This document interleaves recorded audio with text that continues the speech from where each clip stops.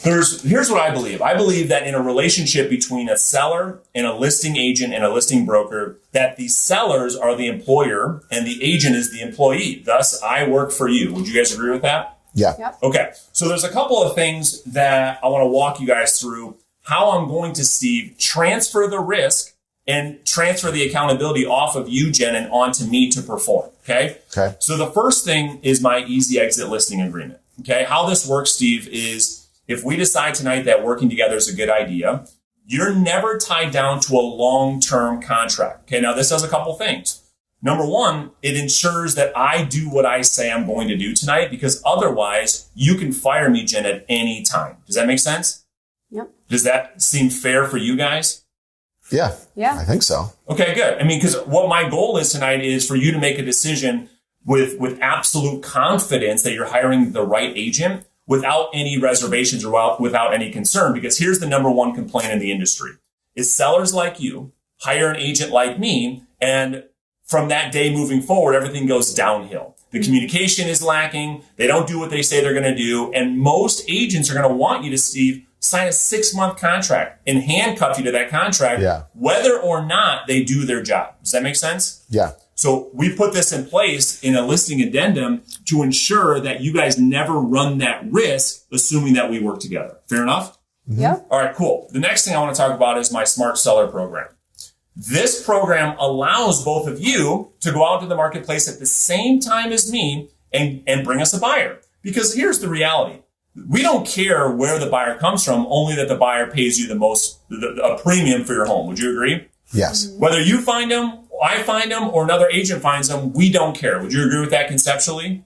Where would I find a buyer? Well, let's talk about that. So what happens, and it's not likely, right? It's not very likely in all the years I've been doing this that you find the buyer.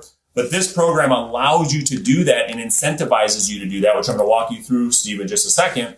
But what can happen is when your friends, family members, coworkers find out you're selling your home, because your wife's such a great designer, they might say, holy crap, Jen, I didn't know you guys were selling the home. Bob and I would love to buy your home. That happens from time to time. Okay. If that happens, and we'll talk about our flexible compensation, we would only charge you a 1% commission to handle the entire transaction on your behalf and the buyer's behalf. Now, Steve, to your point, is it likely you find the buyer? Probably not. Probably not. But we want to give you that flexibility to know that if you do, you're incentivized. Is that fair? Yep. Okay, cool. Yeah. The second way the buyer can come to fruition is if I put the house on the market and through my marketing efforts, I go find a buyer, Steve, who has no agent. Okay. If that happens, you would only pay a 4% commission. Does that make sense? Yeah. And then go ahead. Question? What do you do to find the buyer, though? Yeah. Like, what marketing do you do to find the buyer? Yeah, good question. Did you guys have a chance to look at my entire marketing strategy before I came over? I did. She didn't read it. She's not interested. I just looked at the price. Yeah. Makes sense. So we do a ton of proactive marketing. I'll give you a couple of examples. So, and you want an agent who's going to do more than just stick the sign in the front yard, sit back and wait for another agent to sell the home. Do you agree? Yep. Okay, so some of the things that we're going to do is our Google pay-per-click and our Facebook pay-per-click campaigns. What we do is, you're obviously familiar with Zillow, right? Mm-hmm. So what Zillow does is they take your property, they put it on the market, and they market it to specific buyers that are interested in that home. Well, we're going to do the exact same thing to your property. We're going to put your property, Jen, in front of buyers who are willing, able, and financially qualified, specifically on Google and on Facebook, to get them interested not in an area, but your home specifically. Does that make sense? Yep. And I'll go through, there's some other details as well, but from a high level, we want to proactively get the buyer. Mm-hmm. Now, you have to say, well, why would he want to do that? Well, I'm incentivized. Mm-hmm. You're happy if I find the buyer because you save money. Would you agree? Yep. Yeah. Cool. Now, worst case scenario, if another agent brings us the buyer, we would pay them that agency their 3%. My company would charge 3%. Now, I want to walk you through our certified pre-owned listing as well. Okay. Some of our sellers in today's market, you've probably bought a used car before, I would assume, at some point. Yeah. Oh, yeah. Okay. So when you see the certified pre-owned, when you buy a used car, it's because of a certain reason. And I want to walk you guys through this other option. Some sellers take advantage of this, and you guys will decide if it makes sense or not. So we do offer a certified pre-owned listing program. Here's how it works. We talk a lot about tonight making your home the obvious choice, right? Well, another way to do that is to give confidence in the buyer that your house is more sound, it's more solid than any other home that they could choose. Well, how do we do that? We do a pre-listing inspection. Before we hit the market, I go out there, I pay for a pre-listing inspection. Make sure proactively, Jen, before a buyer ever walks through your property, that any of the small things are taken care of. We do a pre-listing appraisal to justify our listing price. Imagine a world, Steve, we have an appraisal, a legal contract that says that the home is worth $249,900. Right. And I can go into the marketplace and scream from the mountaintops that we've already justified that.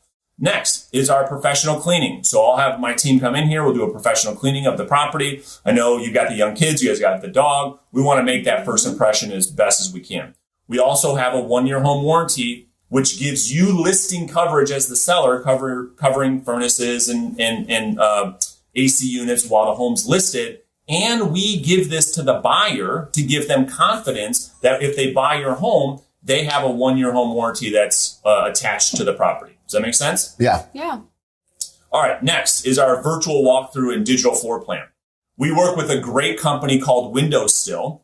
And so what we're going to do proactively with our premium listing is imagine you could walk through your home virtually without having to see it in person through the click of a mouse. There's something called a Matterport, and we can have the company that we partner with create a digital walkthrough experience for any potential buyers online and provide them with a digital floor plan so that before they even leave their couch, Steve, they can picture themselves inside your property. And then lastly, we do a property inspection waiver analysis. So we can work with our lender to see if we can get an appraisal contingency waived on your property proactively. So if you guys thought that made sense, we can talk through it. That program's 7% commission.